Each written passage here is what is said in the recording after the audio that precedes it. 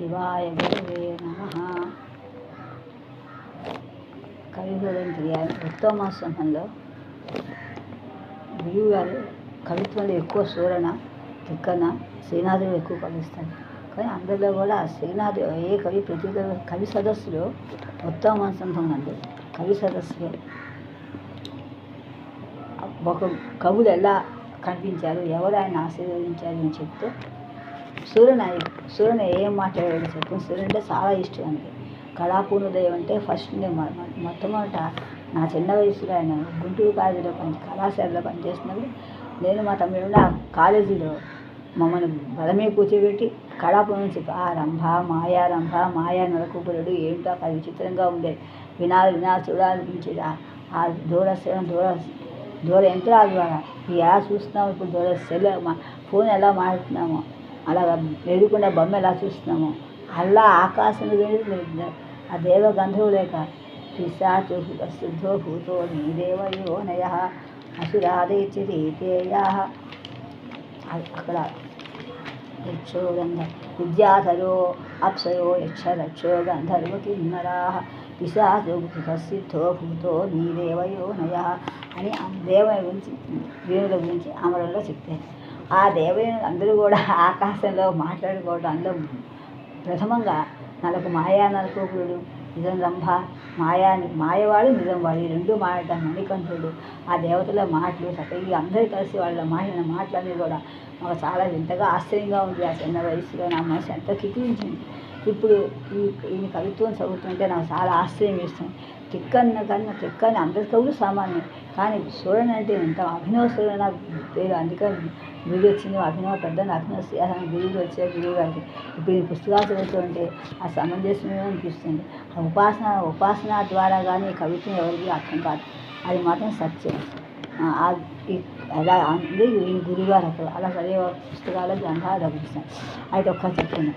కవిలోకమునకెల్ల బ్రహ్మ.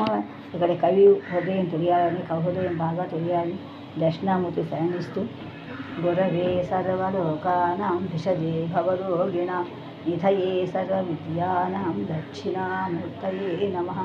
నాకెంత తెలుసు అంత చెప్పడానికి నేను ప్రయత్నిస్తాను. సముద్రం నీళ్ళు నుంచి పని మనం తాగగలమా, మనకి ఎంత అవసరమో అంతే, ఎంత తీసుకోగల శక్తి నాకుందో అంతే. కానీ చాలా నేను నేర్చుకుంది ఆవుగా భాగం కూడా లేదు, ఆవు కొంచెం గొప్పసేపు కూడా లేదు. నేర్చుకోవాల్సింది చాలా ఉంది, ఆకాశం ఉంటుంది. కానీ నేను చెప్పడానికి ప్రయత్నించి సాహసిస్తున్నాను.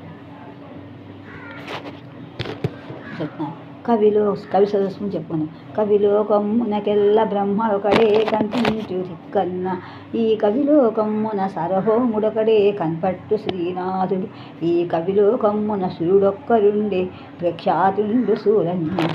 ఏ కవిత వచ్చడి తత్ప్రసిద్ధ కవిత గంగా చతుర్దంతికి, ఏ కవితలు వచ్చడి ఏ కవితలు నచ్చడి తత్ప్రసిద్ధ కవిత గంగా చతుర్దంతికి అని ఎందుకన్నారు ఒకసారి చెప్పుకుంటూ ఇంకా ఆయన నమస్కరిస్తానని చెప్తూ ఆ కవి సదస్సు అందరూ కనిపిస్తుంది అన్నమాట.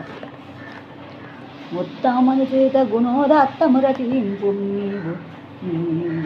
నీవు తారక రచనాయ ఉత్తమమతి శూర కవిని చిత్తమున వసించి దిద్ద శిల్పగుణంబు అని కృష్ణదేవుల ఒక్కడు కవులు చెప్తున్నామట.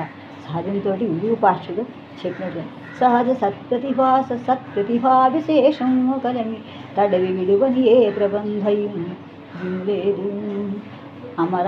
అమరార్యపుత్రుడు ఈ అమలమతికి సాక్షి ఒకటి విరూపాక్ష విభుడు శిల్పగుణం చెప్తారని చెప్పి సాక్షాత్తు కృష్ణ ఆ విరూపాక్ష స్వామి చెప్పినట్టుగా ఆ చెప్పిన ఎవరి పెరుమటి అని ఒక్క కవులు ఒక్క చేతితో ఉలికిపడి చూశారట. పోతన కలవడపడ్డాడు. సంఘసాల ఆయన కవివుడు చిరును నవ్వాడు, ధూర్చుడు తలతలా కనిపిస్తాడు. కృష్ణుని యొక్క పాత్రని నిరసనము. ఇలా ఒక్కరు చూస్తుంటే ఇలా ఒక్క కవిలోకం చెప్తుంటే రాయమని ఒక్కసారి విరూపాక్ష చెప్పినట్టుగా ఆయనకి తెలిసింది.